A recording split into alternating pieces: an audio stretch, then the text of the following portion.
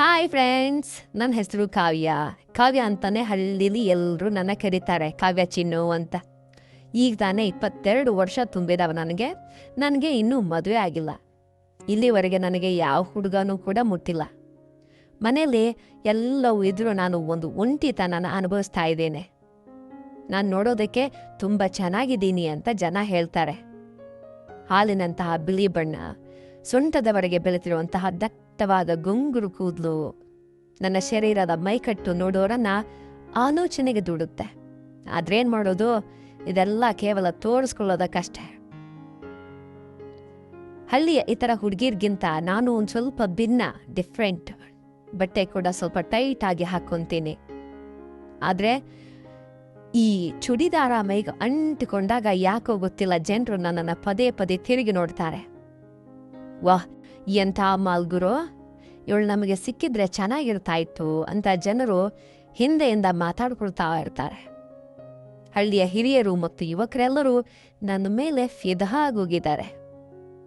Hi friends, welcome to my channel. ದಯವಿಟ್ಟು ನಮ್ಮ ಚಾನಲನ್ನು ಸಬ್ಸ್ಕ್ರೈಬ್ ಮಾಡಿ. ನಮಗೆ ಹೊಸ ಕತೆ ಬರೆಯೋದಕ್ಕೆ ಉತ್ಸಾಹ ಬರುತ್ತೆ, ನಿಮಗೆಲ್ಲ ಮನಸ್ತನಿಸ್ಬೋದು. ರಸಿಕರೆಲ್ಲರಿಗೂ ಈ ಕತೆ ಪಕ್ಕಾ ಖುಷಿ ಕೊಡುತ್ತೆ. ಸರಿ, ಅದೆಲ್ಲ ಇರಲಿ. ಇವತ್ತು ನಾನು ನಮ್ಮ ಪಕ್ಕದ ಮನೆ ಚಿಕ್ಕಪ್ಪ ಅವರೊಂದಿಗೆ ನಡೆದಂತಹ ನಾನು ಒಂದು ನಿಜ ಘಟನೆಯನ್ನ ಹೇಳೋದಕ್ಕೆ ಹೊರಟಿದ್ದೀನಿ. ಕತೆ ತುಂಬಾ ರೋಮಾಂಚನಕಾರಿಯಾಗಿದೆ. ಆದ್ರಿಂದ ಈ ಕತೆನ ಪೂರ್ತಿಯಾಗಿ ಕೇಳಿ, ನಿಮಗೆ ತುಂಬಾ ಅಂದ್ರೆ ತುಂಬಾ ಮಜಾ ಬರುತ್ತೆ. ಬನ್ನಿ ಸ್ನೇಹಿತರೆ, ಕತೆ ಶುರು ಮಾಡೋಣ. ನಮ್ಮ ಹಳ್ಳಿ ನದಿಯ ದಡದಲ್ಲಿರುವಂತಹ ಒಂದು ಸಣ್ಣ ಹಳ್ಳಿ. ನದಿ ಪಕ್ಕದಲ್ಲೇ ಇದೆ. ನಮ್ಮ ಮನೆ ಹೊಲಗಳ ನಡುವಿದೆ, ಹೊಲದಲ್ಲಿದೆ.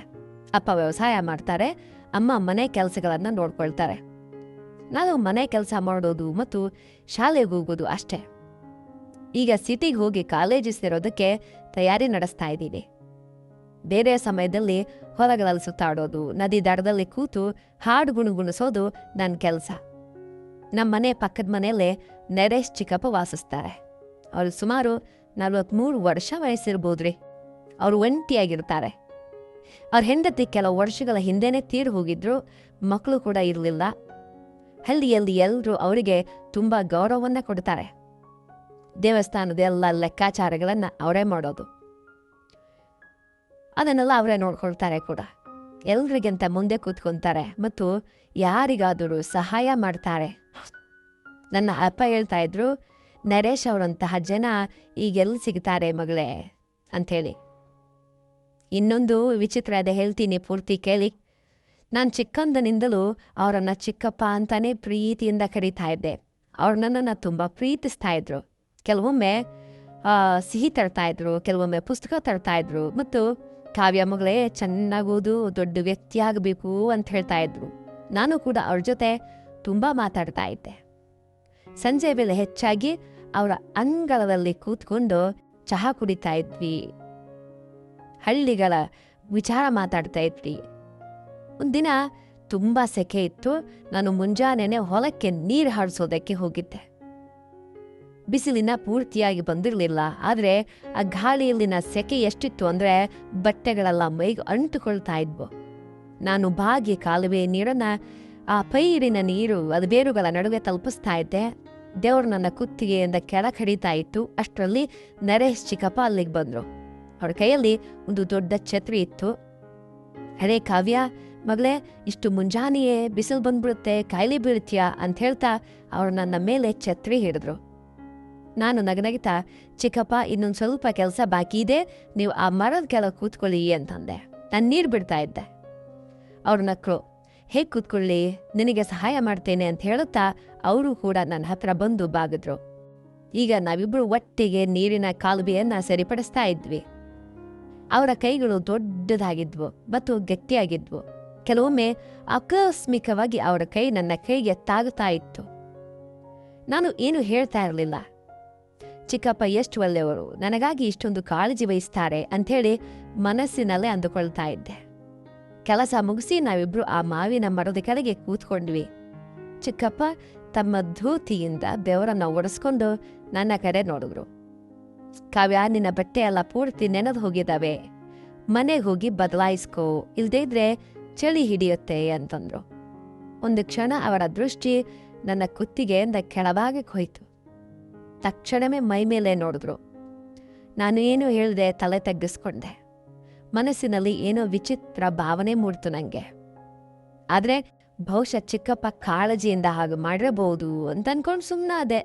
ಆಮೇಲೆ ಅವರು ನನ್ನ ಜೊತೆ ಮನೆಗೆ ಬಾ, ನಾನು ತಣ್ಣನೆ ನಿಂಬೆ ಹಣ್ಣಿನ ರಸ ಮಾಡಿದ್ದೀನಿ, ಶರ್ಬತ್ ಮಾಡಿದ್ದೀನಿ, ಕುಡಿದ್ರೆ ನಿನಗೆ ಎನರ್ಜಿ ಬರುತ್ತೆ ಅಂದರು. ನಾನು ಅವ್ರ ಜೊತೆ ಹೋದೆ. ಅವ್ರ ಮನೆ ಯಾವಾಗಲೂ ಸ್ವಚ್ಛವಾಗಿರುತ್ತೆ. ನಾನು ಅಡುಗೆ ಮನೇಲಿ ಕೂತ್ಕೊಂಡಿದ್ದೆ. ಅವ್ರ ನಿಂಬೆ ಹಣ್ಣನ್ನು ಹಿಂಡ್ತಾ ಇದ್ರು. ನಾನು ಅವರ ಬೆನ್ನು ನೋಡ್ತಾ ಇದ್ದೆ, ಅಗಲವಾದ ಮತ್ತು ಗಟ್ಟಿಯಾದ ಬೆನ್ನು.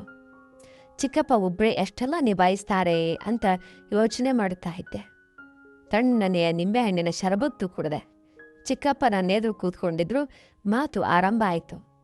ಅವ್ರು ಹೇಳಿದ್ರು, ಕಾವ್ಯ, ನೀನೀಗ ದೊಡ್ಡವಳಾಗಿದ್ಯಾ, ಅಲ್ಲಿಯ ಹುಡುಗರೆಲ್ಲ ನೀನು ಹಿಂದೆ ಸುತ್ತಾ ಇದ್ದಾರಲ್ವಾ ಅಂತ. ನನಗೆ ನಾಚಿಕೆ ಆಯಿತು. ಚಿಕ್ಕಪ್ಪ, ಹಾಗೇನಿಲ್ಲ, ನಾನು ಓದಿನ ಕಡೆ ಗಮನ ಹರಿಸ್ತಾ ಇದ್ದೇನೆ ಅಂತ ನಕ್ಕರು. ಅವ್ರು ಗಂಭೀರವಾಗಿ, ಒಳ್ಳೆಯದೇನೆ ಮಾಡ್ತಾ ಇದೆಯಾ, ಆದರೆ ಎಚ್ಚರಿಕೆಯಿಂದ ಇರು ಮಗಳೇ. ಈ ವಯಸ್ಸಲ್ಲಿ ಮನಸ್ಸು ಬೇಗ ದಾರಿ ತಪ್ಪುತ್ತೆ. ಯಾರಾದರೂ ಕೆಟ್ಟ ಜನರು ಹತ್ರ ಬಂದರೆ ದೂರ ಇರು ಅಂತಂದ್ರು. ಅದಕ್ಕೆ ನಾನು, ಚಿಕ್ಕಪ್ಪ, ನಿಮ್ಮಂಥವ್ರು ಇರಬೇಕಾದ್ರೆ ನನಗೇನು ಭಯ, ನೀವು ಯಾವಾಗಲೂ ನನಗೆ ರಕ್ಷಾ ಕವಚ ಇದ್ದಂತೆ ಅಂತ ಹೇಳಿದೆ. ಅದಕ್ಕೆ ಅವರು ನಕ್ಕರು. ಅವರ ಕಣ್ಣಿನಲ್ಲಿ ಒಂದು ಮಿಂಚು ಕಂಡು ಬಂತು. ಹೌದು ಮಗಳೇ, ನಾನು ಯಾವಾಗಲೂ ನಿನ್ನ ಜೊತೆ ಇರ್ತೇನೆ, ಏನೇ ಆದರೂ ನನಗೆ ಹೇಳು ಅಂತಂದರು. ಆ ದಿನದ ನಂತರ ಚಿಕ್ಕಪ್ಪ ನನ್ನೊಂದಿಗೆ ಇನ್ನೂ ಹೆಚ್ಚಾಗಿ ಮಾತಾಡೋದಕ್ಕೆ ಪ್ರಾರಂಭ ಮಾಡಿದ್ರು. ಸಂಜೆ ಅವರ ಅಂಗಳಕ್ಕೆ ಹೋದಾಗ ನನಗಾಗಿ ಏನಾದರೂ ತರ್ತಾ ಇದ್ರು. ಕೆಲವೊಮ್ಮೆ ಹಣ್ಣು, ಕೆಲವೊಮ್ಮೆ ಸಿಹಿ. ಒಂದು ದಿನ ಅವರು ಹೊಸ ಚೂಡಿದಾರ ಬಟ್ಟೆ ತಂದ್ಕೊಟ್ರು. ನಿನ್ನ ಅಮ್ಮಂಗೆ ಹೇಳಿದೀನಿ, ನಿನಗೆ ಇದು ಹೊಲಿಸ್ಕೊಳ್ಳೋದಕ್ಕೆ ಹೇಳು, ಈ ಬಣ್ಣ ನಿನಗೆ ತುಂಬ ಚೆನ್ನಾಗಿ ಕಾಣಿಸುತ್ತೆ ಅಂತಂದ್ರು. ನಾನು ಕೂಡ ತುಂಬ ಖುಷಿಯಾಯಿದೆ. ಅಮ್ಮ ಅದನ್ನು ಹೊಲಿಸಿಕೊಟ್ರು. ನಾನು ಅದನ್ನು ಉತ್ಕೊಂಡು ಅವಳ ಮುಂದೆ ಬಂದೆ. ಅದನ್ನು ನೋಡಿ ಚಿಕ್ಕಪ್ಪ ಏನು ಹೇಳಿದ್ರು ಗೊತ್ತಾ? ವಾ ಕಾವ್ಯ, ನೀನು ದೇವಲೋಕದ ಸುಂದರಿಯಂತೆ ಕಾಣಿಸ್ತಾ ಇದೆಯಾ ಅಂತಂದ್ರು. ಅವರ ದೃಷ್ಟಿ ಸ್ವಲ್ಪ ಸಮಯ ನನ್ನ ಶರೀರದ ಮೇಲೆ ನಿಂತಿತ್ತು. ಫುಲ್ ನೋಡ್ತಾ ಇದ್ರು. ಯಾಕಂದ್ರೆ ಆ ಬಟ್ಟೆಗಳು ಸ್ವಲ್ಪ ಬಿಗಿಯಾಗಿದ್ವು.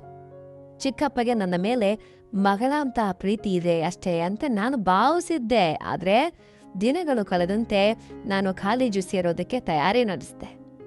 ಎಂಟ್ರೆನ್ಸ್ ಎಕ್ಸಾಮ್ ಇತ್ತು.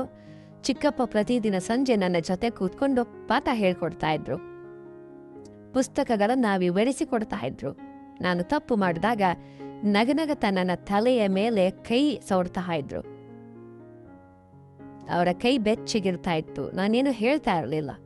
ಒಂದು ಸಂಜೆ ಪಾಠವೆಲ್ಲ ಮುಗಿಸಿ ಅಂಗಳದಲ್ಲಿ ಕೂತ್ಕೊಂಡಿದ್ದಾಗ ಆಕಾಶದಲ್ಲಿ ನಕ್ಷತ್ರಗಳು ಹೊಳಿತಾ ಇದ್ವು. ಚಿಕ್ಕಪ್ಪ ಹೇಳಿದ್ರು, ಕಾವ್ಯ, ನೀನು ನಗರಕ್ಕೆ ಅಂದರೆ ಸಿಟಿಗೆ ಹೋದ್ರೆ ನನಗೆ ತುಂಬ ಒಂಟಿತನ ಕಾಡುತ್ತೆ. ನಾನು, ಚಿಕ್ಕಪ್ಪ, ರಜೆಯಲ್ಲಿ ಬರ್ತಾ ಇರ್ತೀನಲ್ಲ ಅಂತ ಹೇಳಿದೆ.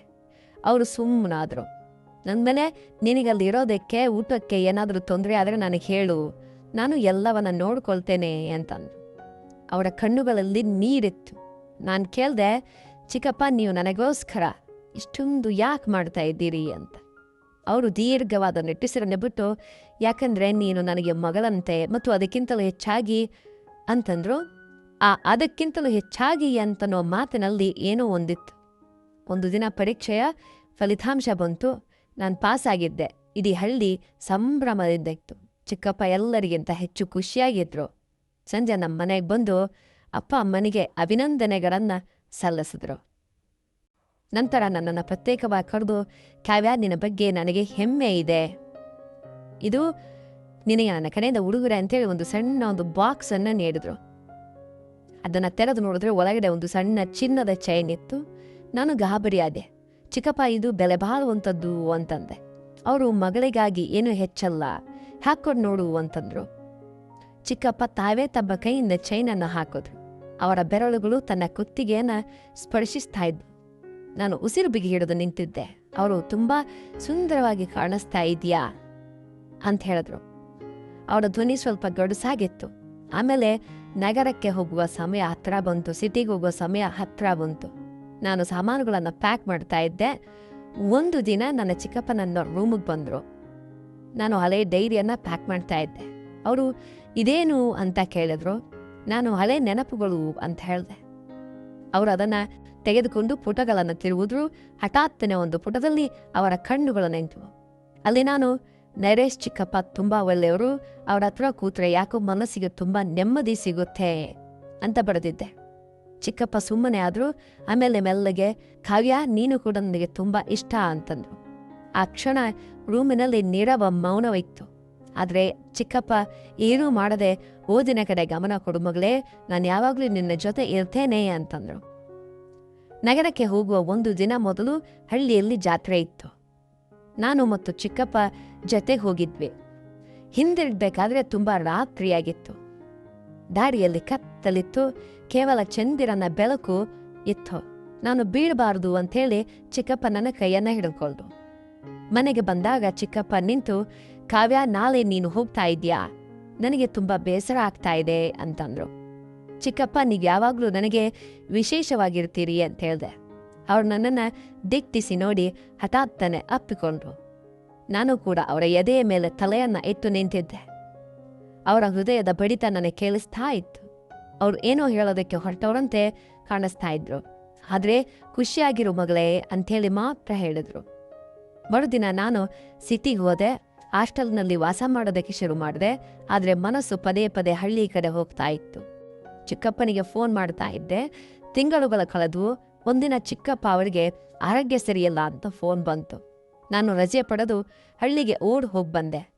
ಚಿಕ್ಕಪ್ಪ ಹಾಸಿಗೆ ಹಿಡಿದ್ರು. ಅವರ ಕೈ ಹಿಡಿದು, ಚಿಕ್ಕಪ್ಪ, ನಾನು ಇಲ್ಲೇ ಇರ್ತೇನೆ ಅಂತ ಹೇಳಿದೆ. ಅವರು, ಇಲ್ಲ ಕಾವ್ಯ, ನೀನು ಹೋಗಿ ಓದು ಅಂತಂದ್ರು. ಆದರೆ ಅವರ ಸ್ಥಿತಿ ಹದಗೆಡ್ತಾ ಇತ್ತು. ಹೃದಯದ ಹಳೆಯ ಕಾಯಿಲೆ ಹೆಚ್ಚಾಗ್ತಾ ಇತ್ತು ಅಂಥೇಳಿ ಡಾಕ್ಟರ್ ಹೇಳಿದ್ರು. ಒಂದು ರಾತ್ರಿ ಅವರು ನನ್ನನ್ನು ಹತ್ರ ಕರೆದು, ಕಾವ್ಯ, ನಿನ್ನ ಚಿಕ್ಕಮ್ಮ ಹೋದ್ಮೇಲೆ ನಾನು ತುಂಬ ಒಂಟಿಯಾಗಿದ್ದೆ. ಆಮೇಲೆ ನೀನು ನನ್ನ ಜೀವನಕ್ಕೆ ಬಂದೆ. ನೀನು ನನಗೆ ಬರೀ ಮಗಳಲ್ಲ, ನೀನು ನನ್ನ ಉಸಿರು. ನಾನು ನಿನ್ನನ್ನು ಪ್ರೀತಿಸ್ತಾ ಇದ್ದೆ. ಅದು ತಂದೆ ಮಗಳ ಪ್ರೀತಿಗೆಲ್ಲಿತ ಸ್ವಲ್ಪ ಭಿನ್ನ ಆಗಿತ್ತು. ಆದರೆ ನಾನು ಅದನ್ನು ಯಾವತ್ತೂ ತಪ್ಪಾಗಿ ಬಳಸಲಿಲ್ಲ ಅಂತ ಹೇಳಿದ್ರು. ನಾನು ಅಳತಾ, ಚಿಕ್ಕಪ್ಪ, ನೀವು ನನ್ನ ಜೀವನದ ಅತ್ಯಂತ ವಿಶೇಷ ವ್ಯಕ್ತಿ ಅಂತ ಹೇಳಿದೆ. ಕೆಲವು ದಿನಗಳ ನಂತರ ಚಿಕ್ಕಪ್ಪ ಚೇತರಿಸ್ಕೊಂಡ್ರು. ನಾನು ಕಾಲೇಜಿಗೆ ರಜೆ ಹಾಕಿ ಅವರ ಜೊತೆಯೇ ಉಳಿದೆ. ಒಂದು ದಿನ ಅವರು ನನ್ನ ಎಲ್ಲ ಆಸ್ತಿಯನ್ನ ನಿನ್ನ ಹೆಸರಿಗೆ ಮಾಡ್ತೇನೆ, ನೀನೇ ನನ್ನ ವಾರಸ್ದಾರರು ಅಂತ ಹೇಳಿದರು. ನಾನು ನಿರಾಕರಿಸಿದ್ರು. ಅವ್ರು ಕೇಳಲಿಲ್ಲ. ವಕೀಲರನ್ನ ಕರೆಸಿ ಕಾಗದ ಪತ್ರಗಳನ್ನು ಸಿದ್ಧಪಡಿಸಿದ್ರು. ನಂತರ ಪಂಚಾಯಿತಿ ಕರೆದು, ನಾನು ಕಾವ್ಯಳನ್ನ ದತ್ತು ತೆಗೆದುಕೊಳ್ತಾ ಇದ್ದೇನೆ, ಇವತ್ತಿಂದ ಇವಳು ನನ್ನ ಮಗಳು ಅಂತ ಹೇಳಿ ಘೋಷಣೆ ಮಾಡಿದ್ರು. ಇಡೀ ಹಳ್ಳಿ ಚಪ್ಪಾಳೆ ತಟ್ಟಿತು. ಅಪ್ಪ ಅಮ್ಮ ಕೂಡ ಖುಷಿಯಾದ್ರು. ಈಗ ನಾನು ಸಿಟಿಗೆ ಹೋಗ್ಲಿಲ್ಲ, ಹಳ್ಳಿಯಲ್ಲೇ ಇದ್ದು ಚಿಕ್ಕಪ್ಪ ಅವರ ಆಸ್ತಿ ನೋಡ್ಕೊಳ್ತಾ ಇದ್ದೇನೆ. ಆಮೇಲೆ ಹಳ್ಳಿಯ ಹುಡುಗಿಯರಿಗಾಗಿ ಶಾಲೆ ತೆರೆಯುವ ಪ್ಲಾನ್ ಮಾಡಿದ್ದೇನೆ. ಚಿಕ್ಕಪ್ಪ ನನ್ನ ಜೊತೆ ಪ್ರತಿ ಹೆಜ್ಜೆಯಲ್ಲೂ ಇದ್ದಾರೆ. ಜನರು ನಮ್ಮನ್ನ ತಂದೆಯ ಮಗಳು ಅಂತಾರೆ. ಮತ್ತೆ ನಿಜವಾಗಿಯೂ ನಾವು ಹಾಗೆ ಬದುಕ್ತಾ ಇದ್ದೀವಿ. ಚಿಕ್ಕಪ್ಪ ಅವರಲ್ಲಿದ್ದ ಪ್ರೀತಿ ಈಗ ತಂದೆಯ ಪ್ರೀತಿಯಾಗಿ ಬದಲಾಗಿದೆ. ಇಷ್ಟೇ ನನ್ನ ಕತೆ. ನಿಮಗೆ ಇಷ್ಟವಾಗಿದೆ ಅಂತ ಭಾವಿಸ್ತೇನೆ. ಕತೆ ಹೇಗಿದೆ ಅಂತೇಳಿ ದಯವಿಟ್ಟು ಕಮೆಂಟ್ ಮಾಡಿ ತಿಳಿಸಿ ಮತ್ತು ಚಾನಲನ್ನು ದಯವಿಟ್ಟು ಸಬ್ಸ್ಕ್ರೈಬ್ ಮಾಡಿ. ಮತ್ತೊಂದು ಹೊಸ ವಿಡಿಯೋಗೆ ಭೇಟಿಯಾಗೋಣ. ಅಲ್ಲಿಯವರೆಗೆ take care, bye, see you.